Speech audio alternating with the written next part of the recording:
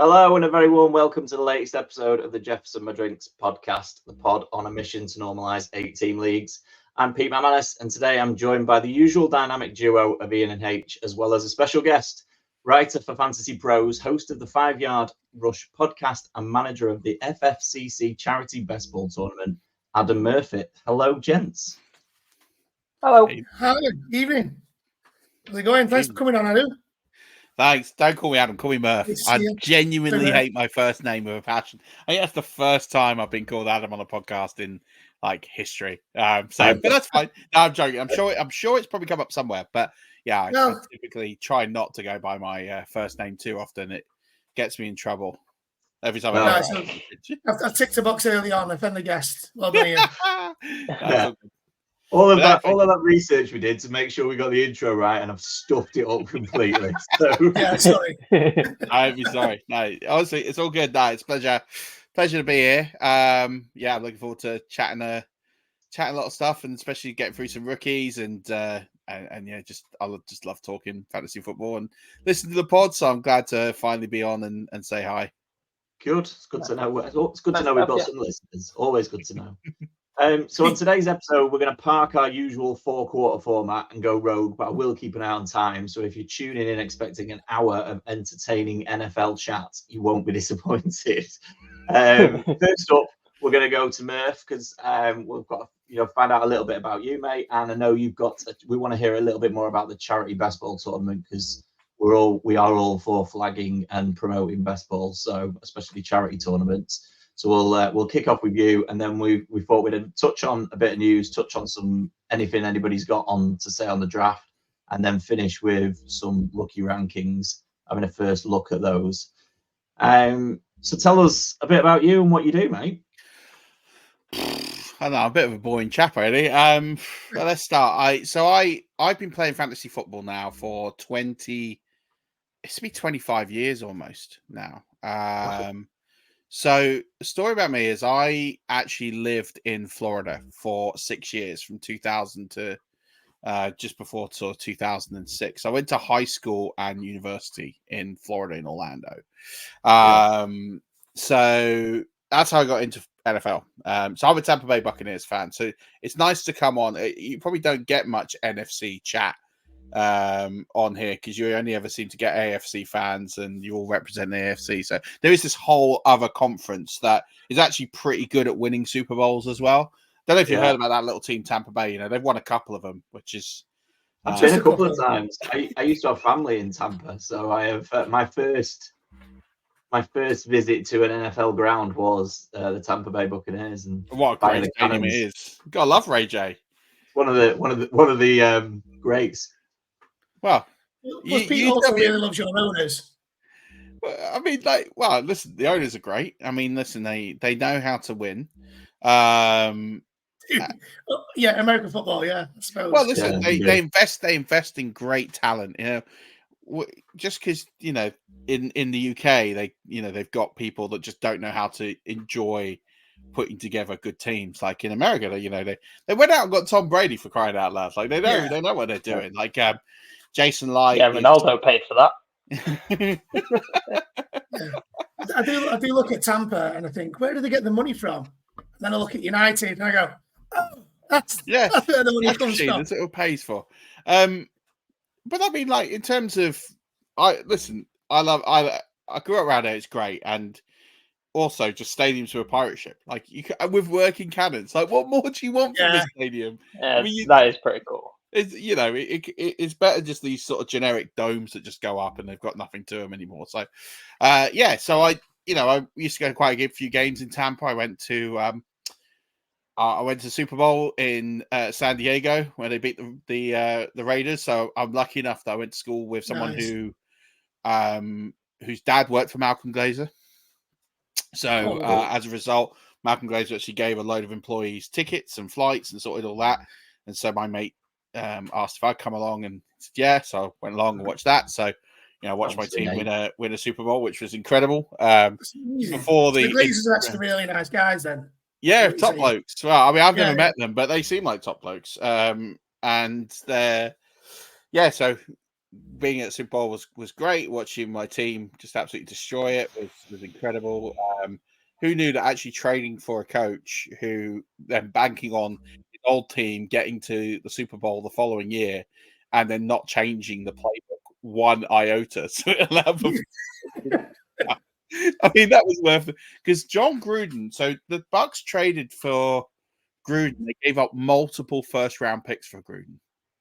So, like, which is just mad. Which is nuts when you think about it. Yeah, trading for a coach, you trade multiple first-round picks, and then they get to the Super Bowl, and it's against his old team, and it's his old offensive coordinator who is in charge, who they gave the job to, Bill Callahan. So they literally just didn't change the playbook. So they just knew all the calls. You're just sitting there like you got, four defensive touchdowns in that game, which is just mad for a Super Bowl. So I mean, it was great. I loved it. But I can see which team was it last year that had an opportunity to trade the head coach but didn't know how? Oh, that's a good The question. Titans with Mike Vrabel. Vrabel. Oh, Vrabel, yeah. No, I mean, we wanted to trade him, but we didn't know how. How do you not know how to trade? You just put it on a form. I think it was more to do with they didn't want the complication of it all. They said it'd just be easier to get rid of him. And to be fair, with him leaving, like, he's not picked up a new head coaching job anywhere, so it was kind of the right call anyway. Well, no, because they got pitched to him. Well, I'm pretty they confident didn't. the Titans just don't know what they're doing. So I've come to that conclusion over the last few years. Well, they must be doing something right because they've signed Tyler Boyd today. Yeah, again, don't know what they're doing. I'm devastated about that.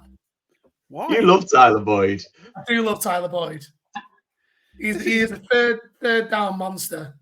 Yeah, but I mean, like, I don't know. I don't know what he's going to add to the Titans, really. I think the only thing it means is they've really given up on Treylon Burks. Like, if they haven't given up on him already, I really like Treylon Burks, but he just can't stay fit. Well, I think it's partly can't stay fit, and again, I think they're just trying to work out that scheme of how best to get Will Levis and Duke Hopkins and get it all working together. The Titans, I think, are going to be a really fascinating team to watch this year because they don't have Derrick Henry to rely on anymore. So now you've got this amalgamation of what are they genuinely going to do? They're going to have to put the ball in Will Levis's hands, and they're going to have to let him throw 30 times a game. And they're just not built for that. They haven't built that roster with that in mind. So this is, I think it's going to be. For that, haven't they? What's that? They've got Calvin Ridley for that, though, haven't they? Yeah, I mean they've got Ridley. They've got a lot of on paper talent, but I'm not sure that they all fit to a specific scheme. No. Like you've got New Hopkins. It's like what Chicago have done, but Chicago have gone well off the reservation, where they just thought, I know what we're going to do. We're just going to stockpile with all of this talent, and we'll work it out later. And again, it doesn't scream of like there is a plan here of what is going to happen. It's like what we're going to do is we're just going to amalgamate all of this talent and hope that it kind of just comes together. And I think it's going to be fascinating. Like at least we're going to get to see the Bears over here, and we'll see how that works come like week 6 or something when they're over. Yeah, has that been officially announced yet? We know that the Bears. We know that it's the Bears. Yeah, the Bears, the Vikings, and the Jags at the UK games. I saw a rumor today it was going to be Jags, Bears, and then they were going to do what they did last year and have the Jags play week back to back, and then Jags, Browns. Yeah, and then the other rumor was, and this can't happen, is Texans. What do you mean it can't happen? It can't happen because it's an NFC home team, so it's NFC and NFC teams. Because when they put the game into the schedule, it has to be 2 NFC teams. So the Vikings can't play the Texans. It has to be an NFC team. Now, I would say it's probably going to be the Cardinals, but we'll see what happes. Pete, you got to be interested in that. Kyler? Yeah, I'm back in on the Cardinals. Kyler live. I'm back in on the Cardinals. So I had an unhealthy obsession with Kyler Murray for about 2 years, and then I finally gave it up last year. And now they've drafted Marv. I'm like, as a Colts fan, I'm right back in on it. So bring on the Cardinals. Oh, you're brave man. Tell us a bit about your podcast for anyone who doesn't listen. Sure. 5 Yard Rush podcast. So we are, I checked the other day, about 810 episodes in now. Yeah. We've got catching up to do. It's been going for a while, 7 and a bit years. So my mate Stock started it, and it was a review into his league that I wasn't in. And then he came and joined my home league, and we hit it off. And he started it with a mate, and then his mate got busy and couldn't do it anymore. So I started guesting, and then I just kind of came on, and then just never left. Yeah. So I just and that was over 7 years ago. And we just did it just to talk, and then and talk about fantasy football and strategy, and then people just started coming on. So like we started off with Mike Tagliere was one of the first people. Marcus Grant was one of the first people on. Cool. And all these people were just like, yeah, we'll come on and chat. And everyone was like, this is just so easy. Like, how does this happen? Like, you literally just message someone, hey, do you mind coming on the podcast? Yeah, sure, we'll come on and talk. And then, like, before you know it, we've had Scott Hansen's been on. We've had Michael Lombardi. Yeah, exactly. And it's just, we went through a spate where we just got loads and loads of amazing people. We've had Brad Johnson was on. Like for me, that was like proper fanboy moment, right? And it was great. We just talk about fantasy strategy. And like for me, the podcast has always been when we started it and like we got into it, my whole mantra was 7-8 years ago, people when they played fantasy football didn't have enough mates to form a proper league. So what happened was people would join those stupid random NFL.com leagues. Yeah. And then like you draft, and the draft's all right, that's quite active. And you get to like 2 weeks in, and then like it's just completely gone off a boil, and no one's playing anymore. So I was like, my whole mission was we need to completely obliterate the need for people in the UK to play on random NFL.com leagues. And if I have to set up 100 leagues so that this happens, that is what I'll do. And so that is, it wasn't quite 100, but that's what we did. And then, there wasn't so much, there was a bit of a community online, but it was more about the games. I think there was a bit less about fantasy. There was a few fantasy people. Jack Humphrey, in particular, was sort of, in the fantasy game and doing a lot in that time. And we just thought we just need to get people together. Like we just need to start building this community of fantasy people in the UK who can then splinter off and form their own leagues. And it's not just I'm not sitting here saying like, oh, well, I said we're doing this and then this is what happened. Far from it. There were lots of people. There's a guy called Neil Elliott who runs the Facebook group that gets all fantasy people together, and he put a huge fantasy league together. And there's loads of people that have that sort of started this in terms of trying to get people together, and then there's loads since, like Tom Strachan, like Rich Cooling, like loads of people. Matt Cullen, who you've had on, started really helping in building this community, and that's kind of where we are. So like when I look back at it and think we're now in a state where if you play fantasy football in the UK, you don't never need to play a random NFL.com league because there is enough leagues run by enough brilliant people.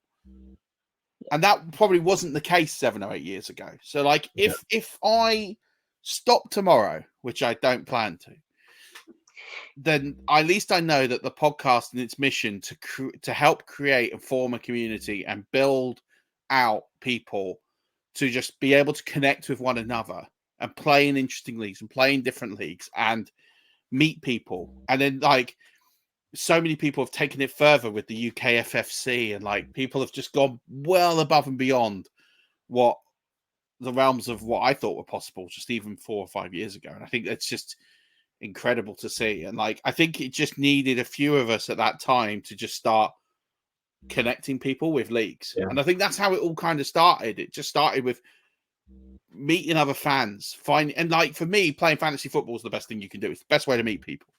The amount of mates I've made over the years and friendships that have been born all over the world because I play fantasy football, which is a stupid game of fake football. It's incredible. Like literally, it's like my wife doesn't understand it. Like I'm telling her, like, what do you mean you're going on a podcast with guys you never met, or you go and meet someone? Oh, a funny story. So there's a guy. I went for lunch last week with a guy in the BFFL, and his name's Ben. Right, Ben Burridge. Now, I'd never met Ben until a couple of years ago. So, but we were in the same BFFL division, and he played my leagues. He's a patron for the podcast and everything. So we talked a lot, but we'd never met. And so I talked about I was moving house, and I was moving up to where I live, which is outside of Northampton. And then he messaged me to say, "Oh, by the way, I'm moving to Wellingborough, which is the next town over from where I am." And I'm like, "Well, okay. Well, I'm moving to Earthlingborough, which is where I live, which is about 3-4 miles away." And we literally moved to the same area from completely different parts of the country within a week of each other. So I moved, and like a week later, he moved. And it's just, that's fantasy football for me. It's just so mad. And so now we meet up again for lunches and do the UK FFC. Not this year, unfortunately, but we have gone down together both years. And like, that's just all because of fantasy football. I now have a mate in a town which I knew absolutely no one, and he's 4 miles down the road. And it's purely because of fantasy football. Yeah. So it's just like, it's amazing. And like, that's the power of it. It's just meeting people with a passion. And I think as an NFL fan in the UK, like, you've got to really be committed. I think it's quite hard to be a half-assed fan because games are on late. Yeah, the games are on late. It's not on regular telly. You've got to have like a subscription package of some sort to watch games. Like, you've got to have more than just a fleeting interest in it. I know there's a few that will have fleeting interest in it, but I think most fans I encounter tend to have that kind of real diehard nature of it. And I think that's what's... Yeah, it's a commitment. Yeah, it is a commitment. It's a commitment. And I think people, because of that, they recognize other fans who have that commitment. And I think that's why we all kind of just get on, because we're all degenerates. Yeah. Like, we all love this game that's on at... Like, no one else is up at like 1 o'clock on a Monday morning. Yeah, well, I have to say, at 3:30 the other Friday morning, when I was really contemplating whether I cared who the Cowboys drafted in the first round, I have to agree with you. I was like, you have to be slightly mad to be sat up here waiting to see who these last 6 or 7 teams draft. Absolutely. You've got to be really mad, like I am, to wait 4 imagine hours. Being, on night one of the draft, imagine being a UK-based Bills fan. Trade out. Yeah. I mean, that's almost as bad as drafting a center in the first round. I mean, I love the pick, but you're not exactly like jumping out. You're thinking, yes, we got a starting center for the next 5 years. Like, you're not jumping up and down out your seat for that. Like, as much as he's a great kid and as much as he's a great fit and it makes a lot of sense, you're not punching the air. You're not that excited about drafting. So before we move on to your charity best ball, you mentioned obviously you've set up a lot of leagues in the past. Do you know roughly how many dynasty and redraft you do on a yearly basis? I always get asked this question, and so I honestly, genuinely, no idea. I think that's a lot. I think it's north of 70 and south of 120. And that's what I call weekly setting leagues. So in there, that is your dynasties and redraft. Then you have all the eliminators, all the best balls, which I do for basically like preseason practice, right? So I probably draft 100, 120 best balls. Yeah. Purely just for research and just it's like muscle memory. So like, you get to draft season, everyone's like so excited for draft season. It's like, yeah, draft season starts in like March. Like, I'm already like 30 best balls down at this point. So like, I get to the point where it gets to August when you get like the proper home fans that join in with that enthusiasm. It's like, oh, it's my fantasy draft this week. And I get people that message me and they're like, oh, it's my fantasy draft this week. And you're like, oh, cool. Like, I've done 300 at this point. I'm entering a draft, like one of my home leagues, which has Adam Rank in it. Literally, That's a big name drop to just brush over there. It's not my league, so it's a weird one. So these guys listen to my podcast. They had some guys drop out, and they messaged me saying, "Oh, do you want to be in our league?" And I get this a lot, and then most of the time I'm like, let me think about it. And it's like, oh, we got Adam Rank in it. I was like, yeah, sure, I'm in. And so it drafts. It's the last draft I do. So it's like right at the end of August. It's the very last draft I pretty much do, barring maybe one or two of our listener leagues that are just wrapping up. And so I get to that draft, and everyone's really excited. They're doing like a draft video, and I'm just like, I'm just auto. I'm like, I just know what I'm doing. I know what I'm doing before, like, it's like muscle memory. It's like I genuinely like can't tell you how I drafted in that league. I should have won that league last year. I was leading going up to Sunday night football or Monday night football, and Jordan Love absolutely destroyed me in the final. And I lost by 3 points. I had like a 40-point league going into that, which is Jordan Love to face and lost. So that hurt. But yeah. So I get to that. Everyone's really excited, and I have to fade excitement. Like, yeah, God, can't wait to draft this. Thinking like, I'm kind of done at this point. Because it is like with that many leagues. I mean, I'm in about 7 or 8 now, and I thought that was getting out of hand. But clearly, I've got a long way to go to be anywhere near your level. But with those sort of leagues, do you have like the 2 or 3 that are the most important to you? To be honest, I just like to win. So yes, there are some leagues, leagues that, especially leagues I've not won before, tend to take a precedent. So, like for me, the 5-yard rush champion of champions, it's effectively a 2-year league. So I run a load of listener leagues, and they're all different formats. And then once you've done that, if you win that, you win a seat into the champion of champions. So it is literally just all the league winners, the charity league winner, the listener league winners, and then occasionally, because someone might win a couple of leagues. I had a year I won like 4 of them, so I had to bring some second place people in to like make the number up. So the Champions of Champions is always one, and I won that last year. So finally, I was like, after 3 years, I'd won that, and I was desperate to win that. The UFC one that we talked about off air, that's a big one because that's quite a difficult challenge because you effectively got to draft 4 times through the season. You change your team every 4 weeks. And I think it's the ultimate test of skill because it's about pivoting as the season pivots and being able to see ahead of time and the strategy that goes into that. So I won that this year, just gone. So again, they're important to me because I've never won them. Do I have the same importance this year? I'm not so sure. It will definitely be the leagues I've not won that I will like. So that home league I mentioned with Adam Rank, that'll be one I'm heavily focused on this year because I feel like bitter.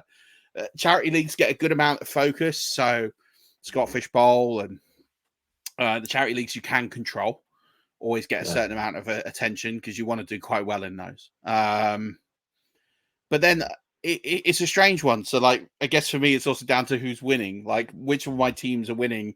So through the season, I might say, right, I'm really focused on these 6 or 7 leagues. But actually, I can't because I'm drafting in so many leagues. I just want to win them all.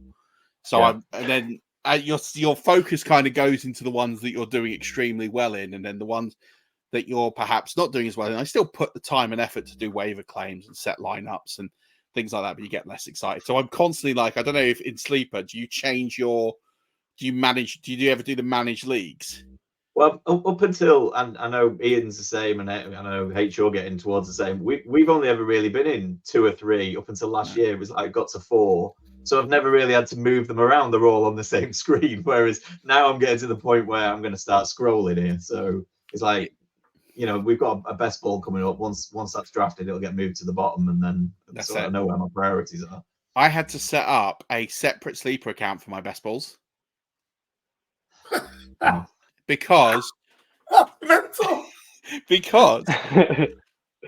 so I've worked out on Sleeper, if you have over 80 leagues on Sleeper, the performance of the app is significantly worse and it starts to crash and it can't handle someone having that many leagues. And I spoke to Sleeper about it. So we didn't really design this app in line with someone having this many leagues. So Sleeper thought, no one would be that crazy. No, I thought that would be that stupid. So I have to have a separate one for best balls on Sleeper. Not the charity ones, but just the standard ones I do. Just like to do some practice and for other people just to get some practice in. So I have a burner best ball account. And then literally I completely forgotten about it and then checked that at the end of the season just to see how many of them hit because I don't look at them. Literally, I'm logged into my regular season. But yeah, I do manage the league. So I move them up and down depending on like how I'm doing. So like ones at the bottom that like are not much of a focus. They go at the bottom. So at least I know like with waiver claims, it sets by priority every week. I've got so many more questions. We could basically spend the whole hour be just asking you questions about your leagues now. But just one more before, and then I will let you talk about the best ball charity tournament. How long does it take you to do waivers on a Tuesday night? Oh, I don't do them on a Tuesday night. That's the first. I go through and start them on a Monday, and then I re-go through all of them on a Tuesday, either afternoon, early evening, and then before I get up, or when I get up on the Wednesday morning, I just double check if there's been anything else, and then just go through and check them all. So it's a 3-tier system. Is this why you work for an Australian company because you haven't got any time in the day? Like you're too busy. No, I work British hours. No, I just it's one of those things. It sounds mental now I'm saying it out loud, but in my head it kind of makes sense. And it's kind of one of those things that I restrict the number of platforms I play on. So, like, most of my managed leagues are on Sleeper. I wouldn't say it's my preferred choice of platform, but it is where it is. So you just get into a habit where you can effectively do it without really having to look. And luckily, because Sleeper, they do, like, the most popular waiver picks. It does make it much easier in setting. So, like, I can go through in each league and set all the waivers in, like, 15, 20 seconds that I need to. And then it's only on some of the other platforms I have to take a little bit more time. And yet, occasionally you do miss out. Occasionally you do like, gosh, I forgot to set one for there. But it's very, very rare. It's most of the time I'm pretty on it. And most of the time I try and do fab, burn the fab early, and then you don't have to worry about it. I feel like all three of us are now going to end up in about 20 more leagues than we have to, and then there's just going to be a voice in our head going, "Well, it's still a lot less than Murf's in." So that's going to be my justification for the rest of the summer. Yeah, but then we get to Christmas and we're like, Murf has absolutely killed me. Yeah. I mean, how about lasting 70 leagues? That's the thing. Me and Pete are moving in together because we've just lost our families completely. I think there's a lot less chance of you quitting the pod midway through the season, Ian, if you're in more leagues and therefore aren't getting destroyed. But like I was going to do last year. And I think that's half the thing as well, is because I play with so many of our listeners and in the community and I set up lots of leagues, it's also like you can't just half wing it either. Because you're sitting there giving fantasy advice, and then if you don't take your own advice, you look a bit stupid. So you have to maintain the high standards in all of these leagues. And I genuinely want to win them. Like for me, it's like if I can win all of those leagues, I'd be delighted. Like I always set a target to finish in double digits every year. If I finish in double digits, that's a good season. Double digit wins. Do you get to the point where you've drafted a certain? Honestly, I'm going to go on with these questions, but you get to a point where you've drafted a player a certain amount of times, and then you start double thinking that because you're like, if this guy's a shocker and I've got him in every team, or do you just trust your belief in him and go for it? Yeah, so that's where draft position and value goes. So, like, I took a ton of Rashad White last year. Like a stupid amount. I had Rashad White in 42% of my leagues last year. It's my highest owned player because the value on him was just ridiculous. And I'm like, I'm a Bucks fan, so it's cool. I get my running back, and I know they can't run the football. I know they are, but we've changed OCs, so it's never going to be as bad as it has been. There is going to be just a natural regression to the mean, which is a positive regression. And then you sit there and think, okay, but there is literally no one else. So he's only got to run the ball 250 odd times and he'll smash ADP anyway. Like, regardless, he could be the worst runner in the world. Just that volume alone, he bolts into a top 15 pick. So I'm just sitting there and I just draft him in every league. I had loads of Deebo Samuel. And sometimes I can't help it. If the value's there, I just have to. Evan Ingram was another one. Like, these players just fall into you. And I'm just like, I don't care if it's 9th round and I've got 37 shares of Evan Ingram. I'm just going to do it again. Like, if it works, it works. Like, but then there are some, especially top of the board, I really do think about diversifying the portfolio. So God, that sounded really that sounded really bankery, didn't it? That's the bit we're going to clip and put on Twitter. I really like to diversify and think, okay, so if I've got like a certain amount of a running back here, I will probably pivot and go somewhere else, just so I'm not overexposed. But I only really focus on that at the top of the board. Lower in the board, I don't care. Value's a value. The value's there. Even if he completely tanks, I'll still take the value because you're just mad not to. But at the top of the board, where it's not really much of a value. But then I also have players who I have absolutely... So like Garrett Wilson. All of my teams last year, I had not one share of Garrett Wilson. Not one. Didn't exist. I just didn't...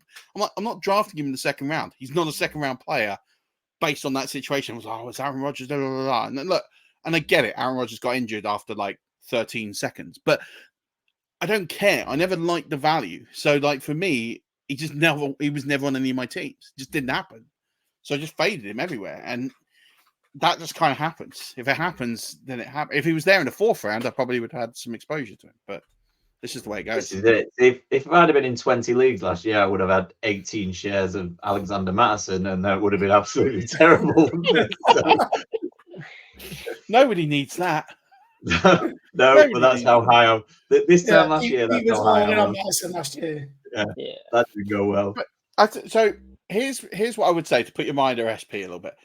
I think every year is an opportunity to think about like when you evaluate players and like where you have them. And I think genuinely you have some years where you absolutely crush it. Like you just absolutely smash it. Like you have the values on the right players for whatever reason. You just like the play, you like the fit, you could have done some analytical analysis, whatever it is. You have certain values on certain players and it just works. It's just like magic and you've absolutely bossed it. And last year was one of those years for me. Like I did extremely well last year because there were certain players where everyone was fading and I pivoted away from the consensus and it worked. But the year before I had an absolute stinker. So I think it's like if you have one of those years where you've just got so much exposure to someone and it backfires, like I think that's fine because you're due. It's like you're due. You'll get it right next year. It doesn't mean that your process was bad. It didn't mean that your method was bad. It's just one of those things. It doesn't work. You never beat yourself up about it. Last year is last year. You take what you can from it. But ultimately, you will have extremely good years in fantasy football and you'll have extremely crap years in fantasy football. And it is all decided in September, effectively. Yes, you can make some pivots. Yes, you can make some trades. You can get some things right. But if you've nailed your strategy before September, you'll have a good year. And you'll give yourself the best opportunity to win. So, like, I had due quite a few very good years then, based on that. Mate, this year's going to be a good one, I tell you. Yeah, well, fingers crossed. So, go on, tell us about your FFCC charity best ball. So, I started the FFCC. This is year 6 now. So, it stands for the Fantasy Football Challenge Cup. Now, I'm a proper football fan by heart, and I think the FA Cup is one of those competitions that is glorious and brilliant, and I wanted to bring some of that into fantasy football, and I thought, you know what, the best part about fantasy football is the playoffs anyways, so why not just sack off the season and just do a tournament like the American March Madness? So every year up until this year had been 256 teams. So 256 teams all over the world. They get some analysts in, they get some mates in, we get listeners in, we get people from all over the world come and play, and it's best ball, so you draft and that's it. And then basically every round is so it's a predetermined bracket. There's no seedings. It's just literally a random draw. And then that draw, well, it's not to say it's random. It's random when I put the divisions together. So then, like, you end up playing the first 3 games or the first 3 matches if you advance, or all someone in your division, because it's easier for you as a player to track like who you're playing, what the team is, etc. And then once it shrinks down to like the later rounds, you'll be playing out of division. So then, like, you don't have exposure to their team, and then it's slightly different. So the idea is that you just basically go through the bracket, you win 8 matches, and you're crowned world champion. So they're 2-week matchups, best ball. So it's your best points total from week 1 added to your best points total in week 2, and you hope that you beat the other person. And if you do, you advance. Last year, because I did get people every year going, wait, so I spent all that time, I spent longer drafting than I did in the tournament. And I'm like, yeah, that's a good point. So I did include last year the Intercontinental Plate. It's a fancy title. And basically just all the losers in round 1 went into the plate, a bit like rugby sevens. Yeah. So all your losers in round 1 went into the plate, and then you went through and played that out. So you had basically 2 128-team tournaments. You had the main event, and then you had the Intercontinental Plate. The winner of the tournament is the world champion. We send them a T-shirt that we get custom made, as well as all our listener leagues. If you win a listener league, you get a custom 5-yard rush T-shirt commemorating your win and entry into the Champion of Champions. So they get that. We send them a trophy, and they get entrance into the Scottish Bowl the following year. So, and then we raise money for charity. So every year we've always kind of made this as the 5-yard family is a bunch of different writers and podcasters, and so we've always tried to pick a charity that has impacted one of us. So we've raised money for Unique. We've raised money for all sorts of different charities over the years. And this year, we're raising money for Crohn's and Colitis UK, which is actually the largest charity we've ever raised money for. Now, I got diagnosed with Crohn's with ulcerative colitis at the start of 2023. I spent 45 days in hospital last year. I was chronically very, very ill. And so they've been amazing. Like, to me and my family, have been incredible support. And when I got better, I was like, I need to give something back. It's just my nature, right? If someone's given me something, I kind of like, and it's been like that form of charity, I have to make that right. That's just the type of person I am. So, like, for me, I need to raise £5,000-6,000 to Crohn's and Colitis UK as a thank you for all the support they've given me and the tools they've given me to handle my disease. So that's the goal this year. So we're still taking entries. We're over 200 people in. I'm not capping it at 256 this year. I have a crazy idea for over 250. So if we get over 256 people, that's fine. I'll do an eliminator round and I'll come up with something crazy and come up with maybe a third side tournament for all the people that fall out there. So I have some contingencies depending on where we end up. If we get the dream number would be to get to 512. Because then I could basically just do another round of the tournament and that would be easy. But if we don't get to 512, I do have a contingency if we get up north of 256. So sign up. Sounds like you got plenty of time to come up with a new way of doing another charity tournament. So yeah, I mean, it's just basically what would happen to get to 256.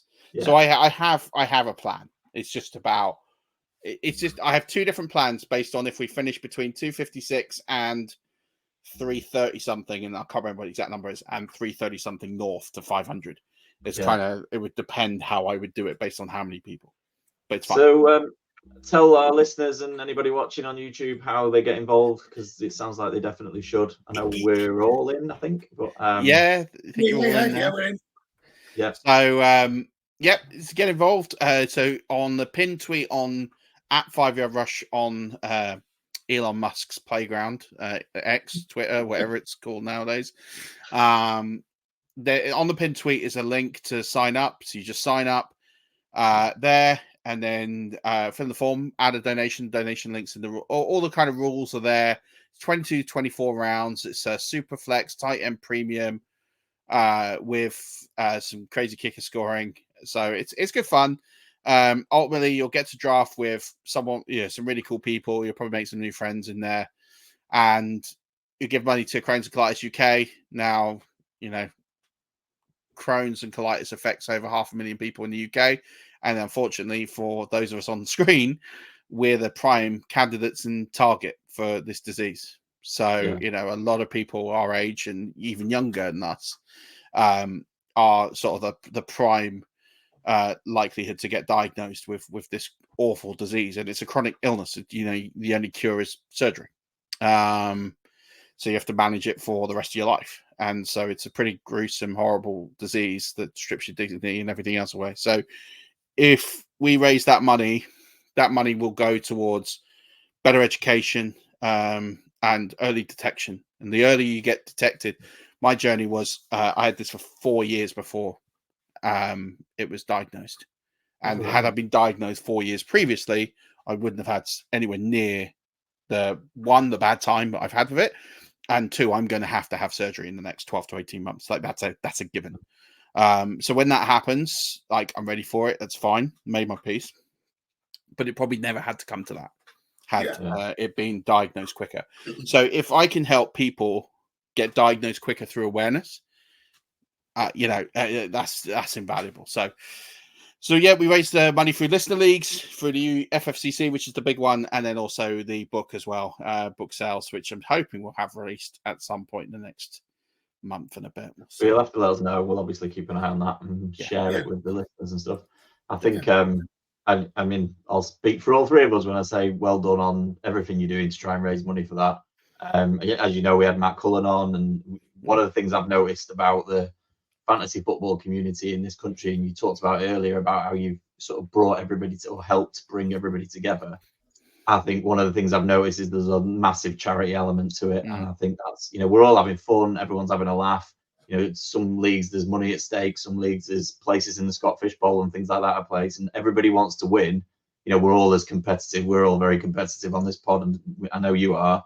But there's this underlying element of everyone's trying to do some good at the same time. And it's really nice to be a part of. Yeah, and the trend set by Scott, right? Scott Fish, who started the Scott Fish Bowl 14 years ago, and the whole goal of that was to make money, and that's a behemoth, right? That's going to be north of 4,000 people this year, probably.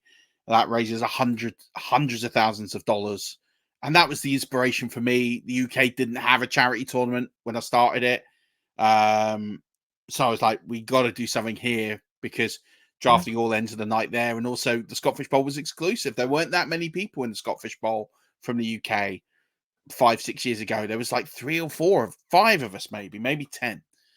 And like now it's great. Now we've got 100 people, maybe more than 100 people. We've got live drafts here for the Scott Fish Bowl, which is incredible. That wasn't the case a few years ago. And I thought if we could just do something here, similar story. And I think, and I speak probably for all of us without education here, we're all quite blessed in our own ways. We're all better off than the average person in some form, whether it's support network, family, job, etc.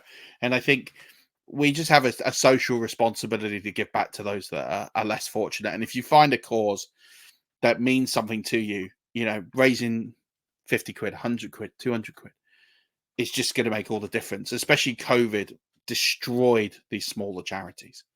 We raised a load of money for a charity last year, and like they were so touched because they'd been forgotten about because of COVID, and it was such a big thing. And so I think that's what's really key is just we're in this advantageous position where we play fake football, chuck a quid or 2 or whatever you can to charity and make a difference. And some people can run marathons. I run fantasy football leagues. Like clearly it's not as heroic or as glamorous, but it's what I can do. And don't let that be the limit to you raising some money for charity and giving back. No, I watched a lot. Go on, Ian. Sorry. No, I totally agree. Love it. Yeah, and I watched a lot of people struggle to run the marathon the other week. We're all better off just sitting here at our computers, playing fantasy football and throwing a bit of money to charity, if you ask me. 100%. And listen, those people who run the marathon like you have my greatest respect. I'm not knocking it in the slightest. I'm just sticking my hand up and saying, that ain't for me. I can't do it. Yeah. No, I'm the same. Like, I'm one of those. If you put a ball in front of me, I'll chase that all day. Yeah. Put me on a road and just tell me to run. There's no chance. No. I'm stopping at the first KFC I find, and you can pick me up on the way home. 100%. And I think, maybe someone could design a KFC run for you. So there we go. Well, right. Although it's off topic, but a few years ago I did the Manchester to Blackpool bike ride for charity, and I finished in 3 hours 52. And I had a mate that did it with me. It's 64 miles, and a mate that did it with me he's a big guy. And I phoned him when I got to the finish line. I said, "Where are you?" He said, "I'm at McDonald's in Preston." I was with him. It took him over 8 hours to finish it. Not his Brilliant. meal, the bike ride. Brilliant. See, not all heroes wear capes. No, but he No. finished. He finished. And That's it. That's what matters. what Doesn't matter an what your time achievement. is. Yeah. You mentioned you got another book coming out, Murf. Yeah, I'm working on. So I've written 3 versions of the fantasy football playbook, which you can find on Amazon. But to be honest, some of them are a bit dated. So if you do want a copy, just drop me a message at 5 Yard Rush, and I'll send you a PDF version of it. But if you like the hard copies, they are there on Amazon. And basically, like, these strategy guides are out there, and some of my mates write them. Like, I like the fact that they're actionable in the sense of they give you like a list and like, here's how I rank all these players, and I rank them from here to here, and here's my formula, and here's how I do it. And like, that's all great, but no one actually tells people how to play fantasy football and get better at it from a strategy perspective. So yes, I can go and read a list of names and say, I'm going to draft this person here because Adam Rangus told me to draft this person. But does that actually make you a better fantasy football player, or does that just make you good at research? So I've written these guides, and maybe they kind of age, I don't really know. But effectively, like, for me, it's about the game within the game. How do you get an edge over your opponent? How do you get to some of the topics in them are like how to get an edge on draft day if you do an in-day draft. How do you like put rankings together, like in a really easy way, all the way through to a more complicated way. How to play different formats, trends that are happening. The book this year is looking at the decline of elite running back performance. And so I've always advocated you take running backs early because they're scarce and they're league winners. And actually this pool is getting scarce and breaking it out. A metric about streaming, what positions you need to stream versus what positions you don't need to stream. And so I put that together every year. I'm working on it now. I'm about 3/4 of the way through. I'd like to have been finished by now, but life gets in the way. So I don't put as much pressure on myself as perhaps I did when I wrote the first 3. I took a break last year, so I haven't written one for basically like 2 years. So, but it will be out hopefully towards the middle of June. Self-published, but all proceeds of that goes towards Crohn's Colitis UK as well as also funding and keeping the lights on for some of our leagues and some of the prizes that we give away. So if you want to play any of our listener leagues or charity leagues or copies of the book, just get in touch with me at 5 Yard Rush, because my old handle I deactivated for a bit and now it's disappeared into the ether. So it's like dead forever, apparently. Yeah. So just get in touch there and we can hook you up. But I do lots of cool, interesting leagues, from your very simple standard leagues all the way up to really cool formats, and lots of how-to, like coaching. And if you've never played fantasy football before, but you listen to this podcast, get in touch as well. I do a rookie league as well for people who've never played before. Brilliant. Cheers, I know some people who listen to this podcast and they think they've played fantasy football before, but they haven't. They probably still need the advice. You know, having never won anything, I don't know who I'm talking about. But yeah, well, no, that's great, mate. You have to let us know when it's out. No, I will do. I'll send you all a copy, and you can either. Ian's got copies of the old one as well, so you can share those with you. And I have, and they're a really good read. The metrics that go into it, I had to read them, mate, two or three times, because it just blew my mind the level of detail that you went into, and it's all very useful stuff as well. So the way I look at it, right, is you'll read those and you won't use everything, right? And you won't use everything all at once, but it's just there to like occasionally go back and flick about and think, oh, I'm now in an auction league. I've never done that before. And I can go back and read about how to do an auction. And that might be of no interest to you when you buy it. But 3 years from now, that might be of interest and it's there. And the idea is it kind of doesn't age. The principles of fantasy football don't change. It's only trends that change. So I try and highlight the trends. That's why it changes every year, and then come up with different pieces. But the idea is you can put it all together and you've got a strategy guide. And it's not about me telling you how to play fantasy football, because it's not really about that. It's about you developing your own strategy based on the evidence that I present to you and how you glean it.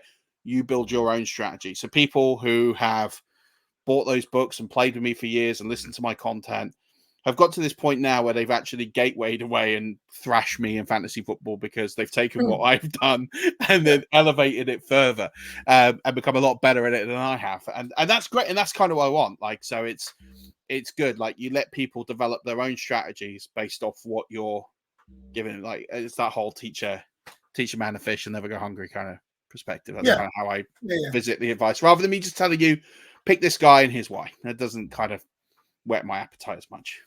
No, but the books are really useful for anyone who's new to fantasy football, because Murf puts a guide together on all the different formats.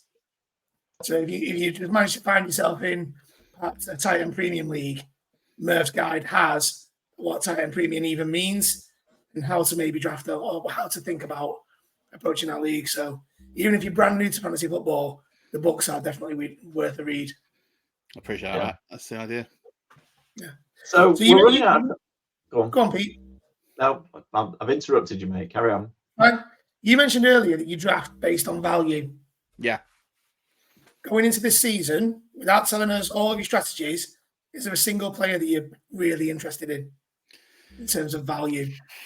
So I don't really zero in on a single player. So like for me, I think ADPs are really interesting, right? So I try not to draft off ADP too much. I feel like that just makes it really predictable who you're going to take and what you're going to do. But what they do is they do tell you what the trend in the market is, and they change. So if you draft now in leagues, and it's mostly like dynasty startups, etc., the values are very, very different to the values of players in, say, June, when your veterans will shoot up boards because people want the new hotness. Marv will probably be a first round player in a dynasty startup, which I think is mad, but that's how people like to play the game. Who am I to sit here and quibble how people want to play? They can do whatever they like. So I kind of wait until like late May, June before I sort of start getting into this sort of values basis of players that I look at. But I look at players who I think are going to be criminally undervalued, and I want to get some of that. I think the uncertainty in San Francisco. So rather than give you one, I'll give you a few. That uncertainty in San Francisco makes Deebo Samuel and Brandon Ayuk interesting to me because people don't know who's going to get traded out of those two, because one of them will, right? And I kind of like the fact that it is a gamble, because if they get traded and go to a poor situation, it is a bit of a burn, but their prices come down so much. Yeah. Actually, I'm quite intrigued to see where they land. So I think that's a really, interesting duo for me. I think Chris Godwin is insanely undervalued because he hasn't produced for a couple of years due to injury and scheme. This scheme fit with Liam Cohen. Liam Cohen, you got to remember what he did with Cooper Kupp, in particular when he had those sort of peak premium years. Liam Cohen and his system was a part of that. It's Chris Godwin's occupying that area of the field. I'm not fading Mike Evans. Mike Evans is a big red zone threat, and he's going to get a lot of touchdowns. That's kind of his game.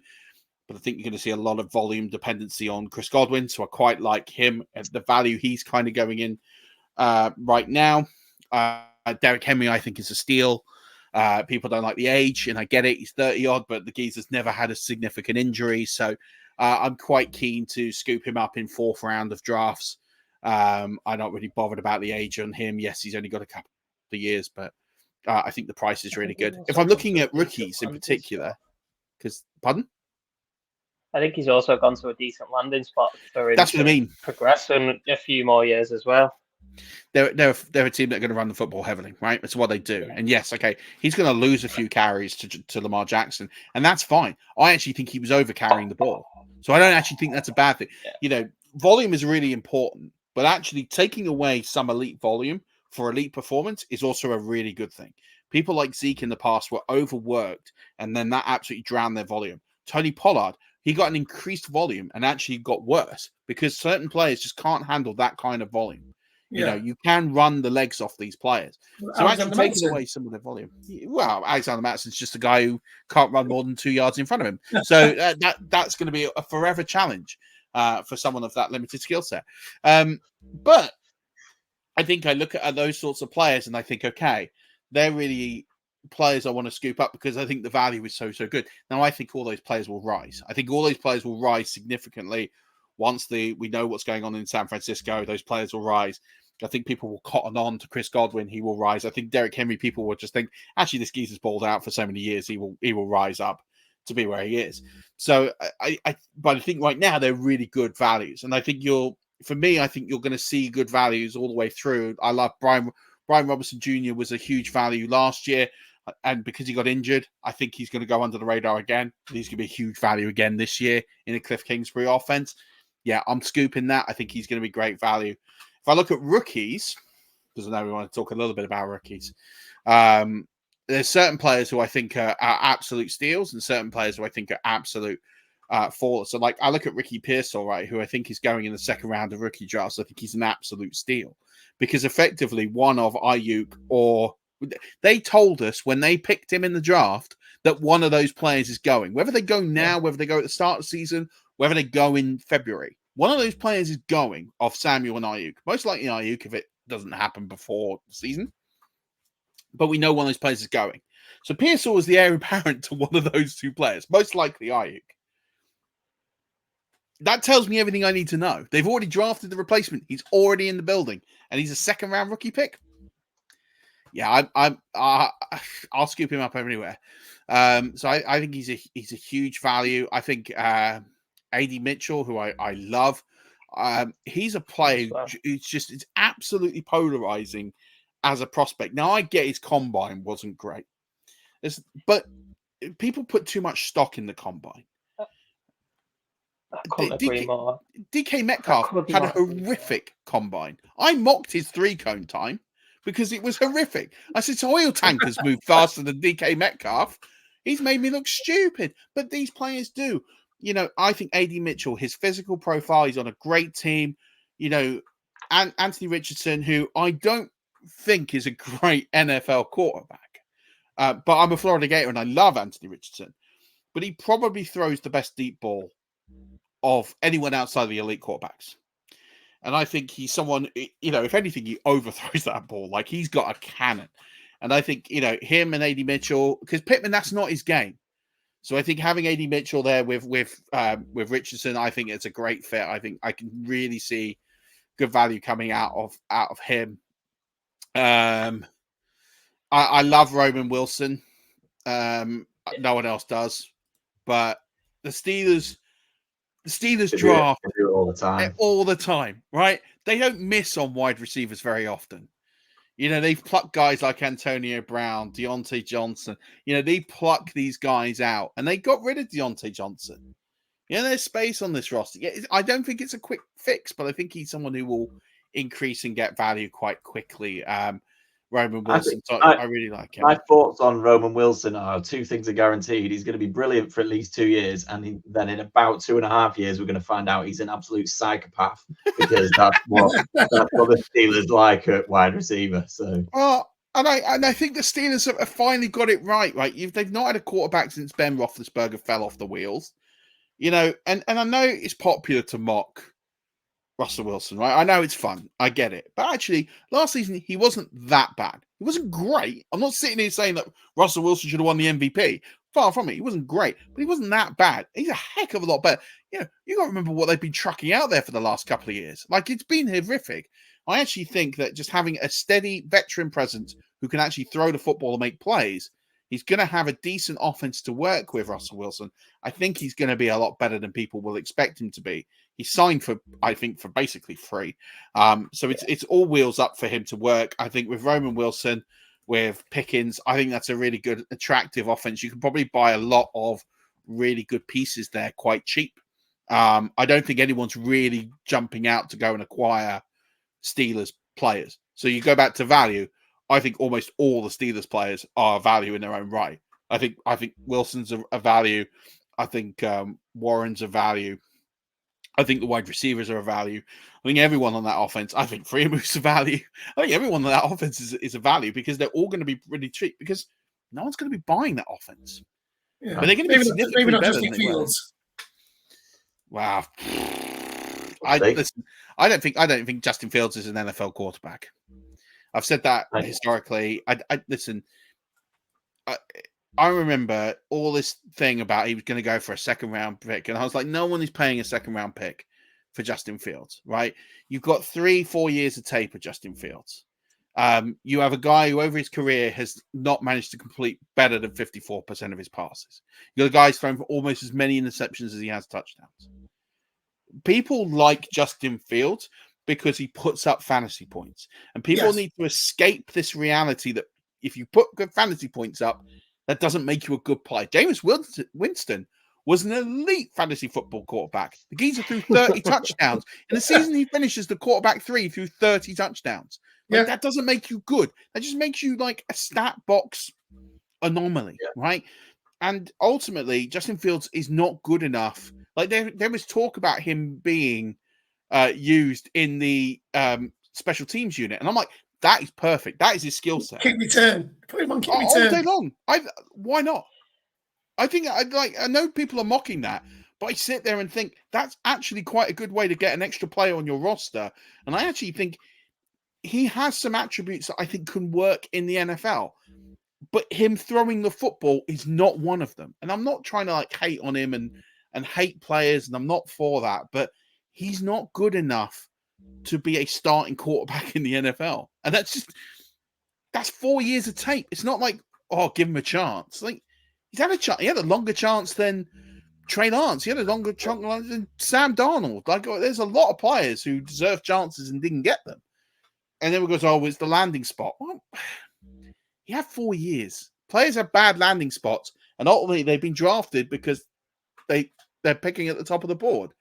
They get better, and ultimately that is how you get measured. I mean, even Mac Jones had a better career than Justin Fields. The funny thing with Justin Fields is I agree with most of what you just said, if not all of what you just said. But if the Panthers hadn't been that bad last year, he'd probably be the starting quarterback for the Bears this year. It's just they would have stuck with him and gone with it. Yeah, quite possibly. And that's what's crazy. But that's they got the worst owner in the NFL, the Panthers, and they make terrible mistakes. By the way, I wanted to go on to values, just a few more rookies, because I think have you got time for this? Because I've got time. We could keep chatting to you for a while. So I got time. It's all right. By the way, I think Ben Sinnott in Washington is a huge value. Everyone likes him, but listen, he's going to have that job sooner rather than later. The one I absolutely love, and again, I'm a homer, and people can think, oh, this guy's just a homer, is Bucky Irving, right? Yeah. I love Bucky Irving. Again, another player who tested really badly at the combine, but he has a really unique skill set that he's going to just go into spaces and create plays.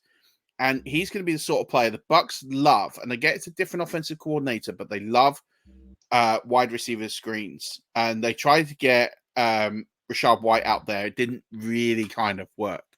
But effectively, the Bucs over the entire reign of Todd Bowles has always been to try and get a player out in the flat on a screen to get big yardage. These sort of high completion plays that can break off chunk yards. And the Bucs have always made the completion, but they never seem to get the yards off it. And I think they've brought in Bucky Irving to be this utility tool for end arounds, for these creative plays, catch the football out of the backfield. I think you're going to see Bucky Irving do a lot. He's going to be a bit like a Devon Achane for Miami, for the Buccaneers. I think Liam Cohen is a surprisingly very underrated offensive coordinator. He did 2 head coaching stints at Kentucky, and he's responsible for the 2 highest touchdown scoring seasons in their school history. And like that, he had a great scoring season with the Rams. The guy is a very intelligent mind. He's still quite young. He knows Baker already. They already have that familiarity, which is good. So you already have some pieces there together that, like, you have Chris Godwin's going to fit this role that he's got for this sort of elite slot receiver kind of space. They're going to have Jalen McMillan. I think he's going to take some of those carries in the slot. But I think Bucky Irving's just going to be a really exciting, fun fantasy player. He's going to be the sort of player that is going to be hard to start in leagues, but in best ball, I think he's phenomenal. I'd scoop him up in every best ball league because he's the sort of guy that will break off 30-point weeks. He'll also score 0, but he will score. He will have that high ceiling, very, very low floor. and there will be very little in between. It will either be boom or bust. So in best ball, you don't have to worry about it. But I'm just scooping him up in dynasty leagues, and also because he will beat out Chase Edmonds and be the backup. So if something happens to Rashad White, then you've got the next guy up, which is highly possible. If you want a real bargain basement player, Theo Johnson is one. So we think Darren Waller's probably going to retire. Yeah. So, he's going to be a straight shootout for the starting role there. Might not get it, but since he's going to cost you, less than nothing. I think Darren Waller's going to make that decision anytime soon because he seems to have been talking about it for about 3 months. Let's put it this way. If he doesn't make it, then he'll obviously stay, but his body is so crippled that even if he plays, he's not making the season anyway. I made the point a few weeks ago that he's due 18 million this year. Just play. Yeah, I can see him playing and getting hurt. I think you have to look at it and go. But the thing behind the scenes, right? When you retire, there is a way that the team will still pay you out a significant portion of that. There's a lot of deals done behind the scenes. It's the cap is one of the most misunderstood aspects of the NFL, right? So I love it when people say, "Oh, well, the Cowboys are already paying Zeke this year, and now they're paying him again." Then they're not. They're not. Yes, on the cap, i.e., an accounting sheet. Yes, technically they are. But they already paid him. That money's in Zeke's account. He's got that. He's probably spent it on spoons, right? Whatever. And big cereal bowls. That money's gone, right? That's why it's come out of play.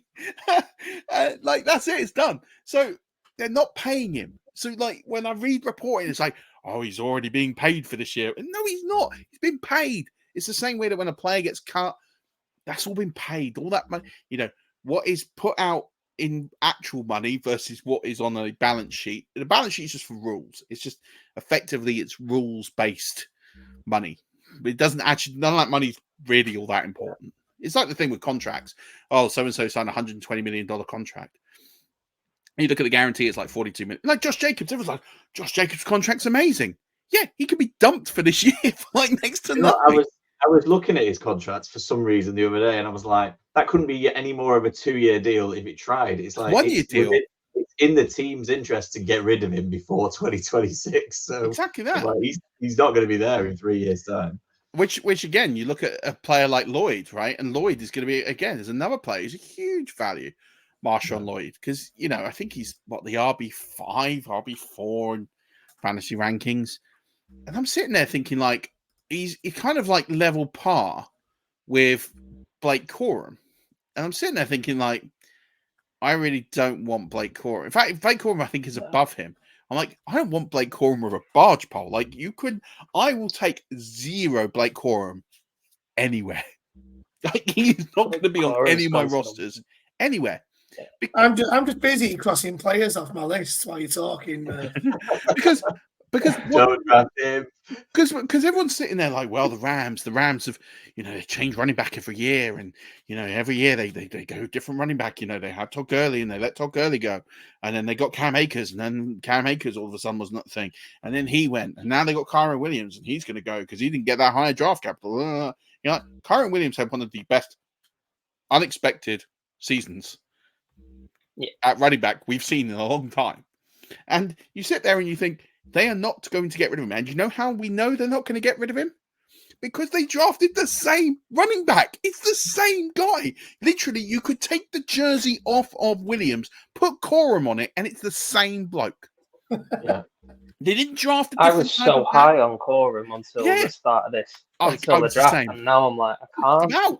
I quite like the Denver Broncos one, who I think he's one that's sort of creeping under the radar. Estimate. Yeah, Estimate's great. Estimate. Because the thing with Estimate, right, and he's going below Davis, which I don't get, but I don't mind Davis because he's an injury away, right, from Cook. But Estimate, right, we kind of already know what we think about with these running backs in Denver. So, there's a lot of them. There's 3 other guys. Javonte Williams is on the way to being finished. Right, Okay. he's had these multiple injuries. He is as done as can be. Right. Yeah, agree. Samaji Perine's like 82, and he's going to be done in like no time. Right. And I like Jaleel McLaughlin. I actually think he's a really fun, talented back in some ways, but his skill set is extremely limited. And I'm sitting there like with Estime, and I haven't managed to get Estime in any drafts. But I sit there and think, actually, I quite like him in formats because he's quite cheap. Yes, it's a messy situation, but that situation will clear up in a year. So I think if you can hold Estime, put him on a taxi squad, I think he's got a good case to be the number 2 back there before the end of the season, maybe sooner. And then you're just sitting there waiting for those all to fall apart. They've got 3 very flawed running backs. One who's very limited in skill set, one that's just old and is pretty much done, and Javonte Williams, who's never going to reach what he should have done because of all those injuries. Yeah. So it's a great opportunity. So I like Estime. It's a great call. Like, I think you look at some of these players and you think this is actually a much deeper class than I gave it credit for 12 months ago. I wasn't really all that excited about it. I wasn't excited about the running backs at all. But actually, I'm more excited about it. The wide receiver class was always going to be good. There's always like lots of talented receivers here. And the quarterback class is surprisingly not that bad. I don't think it's elite. I think you've got a couple of players who potentially can do quite well, but I think actually you look at this and there's probably 3 good rounds of talent here, which I don't think anyone was really saying 12 months ago. I think there's some really good like players. Like if I look into round 4, like Vidal, I think is someone who I think is a great value. Again, he's stuck behind the Gus Bus and J.K. Dobbins. J.K. Dobbins is done. Like he's 1 injury away from collecting a set of steak knives, I think, or something like that for all the injuries that he gets. And I love the Gus Bus. Like I scooped him up in so many places in Dynasty, like towards the end of last season, thinking he was going to get a move, and I didn't expect this. I did a startup and I took Gus Edwards in like the 24th round, and I'm absolutely delighted because it's just absolutely smashed out of the park. But I look at Vidal, I think he could easily be one of these guys. And the Chargers have always been an organization where they tend to get something out of their late round guys. So I think there's so many really interesting players in this draft, and it is a deep draft. There's a lot of really interesting players the further you go down. So I think it's going to be a fun year. I think, for me, if I was having my time again, I probably wouldn't have traded away as many rookie picks to try and win some titles last year. I probably would have held some back. As long as you won the title, it's all right. It's when you trade them away and you don't win them. There's a couple I didn't. There's a couple I did, and there's a couple I didn't. Just one, right? I know you've got to go, so I'm just going to ask you one more on the rookie rank, which we've talked a little bit rookie. So on the Fantasy Pros Superflex, they've got Williams and Daniels 1 and 2 ahead of any of the wide receivers. Do you agree with that, or does that surprise you? No, I don't think it surprises me. But so this is this classic fantasy football versus other world of. So I actually don't rate either of these quarterbacks. But I think in Superflex, like both these guys are going to give you significant options. So I love the fact they've been drafted 1 and 2. That helps. I think you look at Daniels, both of them have got that sort of scramble ability, plays with their legs, and that's kind of what you need out of a fantasy football quarterback these days. I think that's why you have to put them over Marv in a Superflex league, because they are potentially. So here's a little insight for you. I did some projections for the Fantasy Cares Eliminators, right? And it's crazy scoring, but this will blow your mind when I give you the numbers on this. I have Jaden Daniels as my quarterback 4 in that format. Okay. Because of that rushing ability I expect from him. So I only have him behind Jackson, Hurts, and Allen. I have him ahead of Mahomes. Okay. And that's a stupid, crazy format. I'm not going to go in and explain the eliminator format because it's effectively time man. It's heavy rushing, right? So yeah. I expect Daniels to shoot up over a lot of players in that format. But I actually think, I look at this, I think Daniels would be the highest scoring rookie quarterback. That's kind of where I see of all the quarterbacks this year, and then we'll see what happens going forward. But if I was to tell you now who I actually think will have the best NFL career of all those, don't be surprised if it's JJ McCarthy. Yeah. I think JJ McCarthy could have the best NFL career if we look back at this 5 years from now or 10 years from now, and we say which of these quarterbacks was sort of the best success. I would not be shocked to see JJ McCarthy. Also, wouldn't be too shocked to see Michael Penix Jr. to be slightly better off. I'm not going to let you go then without asking you a little bit more about Caleb Williams. So you don't think he's the second coming of Andrew Luck? No, I don't. I think. Listen, I've been wrong in evaluations of quarterbacks before. I will also say that it's got absolutely nothing to do with his physical traits or abilities. I think that the way that he has conducted himself in this process, from the available information that we have, makes me question, is he a guy who is a strong, born leader who people are going to get behind? Does he have that winnability factor, which is the part that's the intangible, right? Now, I look at, and there's so many great players, even great quarterbacks, that don't have this, right? Aaron Rodgers is at the very top of this list. Aaron Rodgers is an elite quarterback who are, and people now are going to be throwing stuff at this. But Aaron Rodgers, for all of that elite talent and is the, multiple MVPs, has one Super Bowl appearance. All right, he has a ring. Fair play to him. But Eli has two. Like, Eli's ability to compete and win is far superior. And I know people say, oh, it was the defense.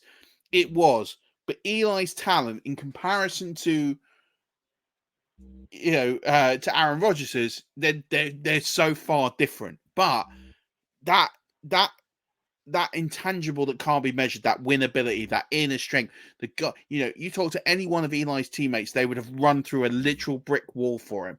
And I don't think there are that many people on the Aaron Rodgers camp that would say the same.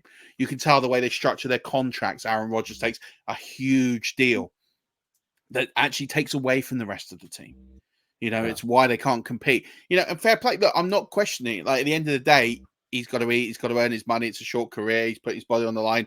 I'm not making a judgment. It's just I don't think Aaron Rodgers is a serial winner. I don't think Drew Brees is a serial winner. I don't think whereas I look at someone like Ben Roethlisberger, serial winner. That guy would compete, and and I'm not saying they're not competitive, but they just had that intangible. I don't think Caleb Williams has that. I think JJ McCarthy does. And that's why, and I think Michael Penix does. I look at the way that they carry themselves, the way that they talk, the way that their teammates, their coaches, and everyone talks about them. And you hear people talk about Penix and you hear people talk about McCarthy.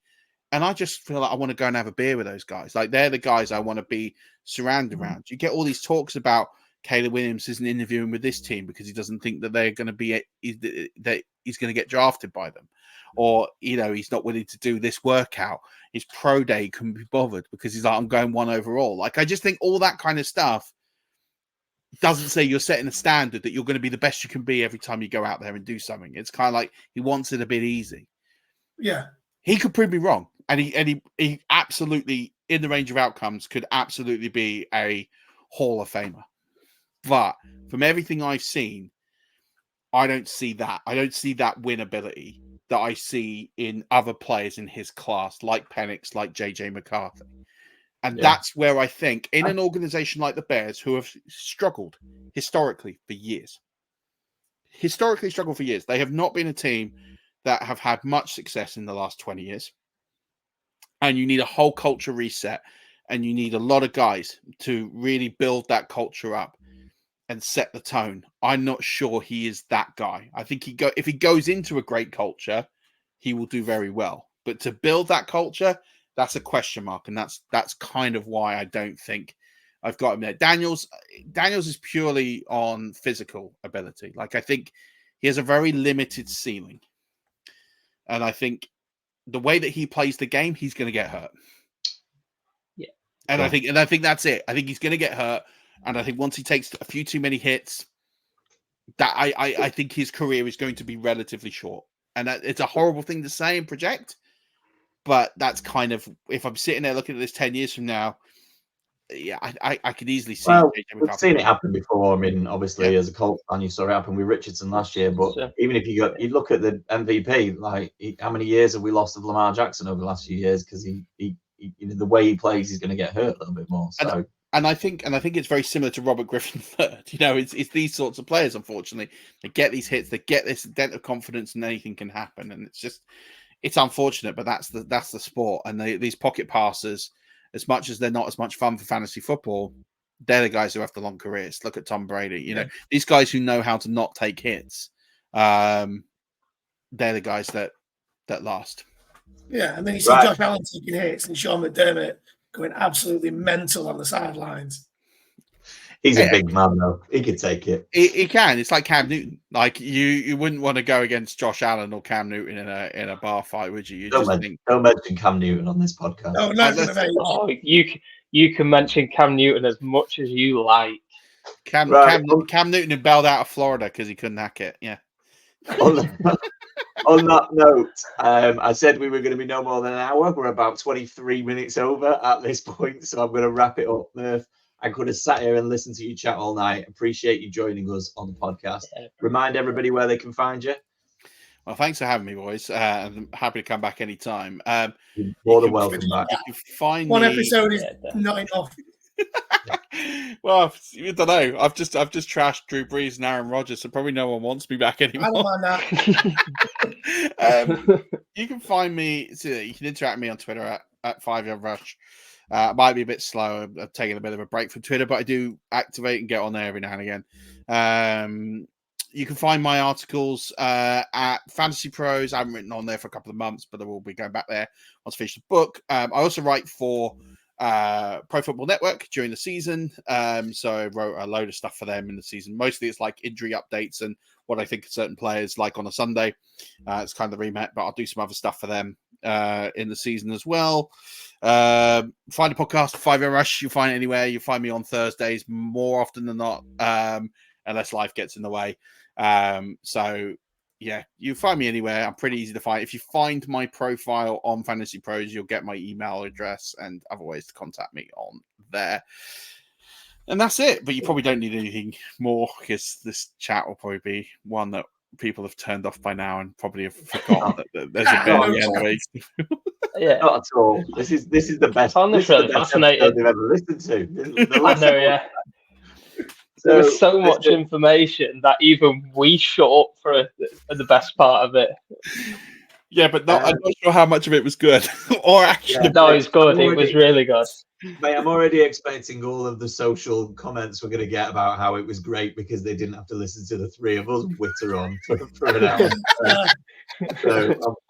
So yeah, thanks for joining us. You are more than welcome back. We'd love to have you back later in the summer, mate. And a little bit closer to the season, and even when the season starts. It sounds like you've got quite a lot on when the season goes. But like I say, if you haven't already joined the charity league, please get involved. It's a great charity, and every penny counts with all of those things, as we've said before. So thanks for coming on and give us a bit of a summary on that. You can find us at JMD Pod on all of your relevant socials. If you keep an eye out over the next couple of days, we have some big changes taking place. Big news coming from us, this week. So keep an eye on our socials, and that might be worth your while. And keep listening and look out for our next episode. Cheers, guys. Thanks very much. Cheers again, Murf. Thanks for having me.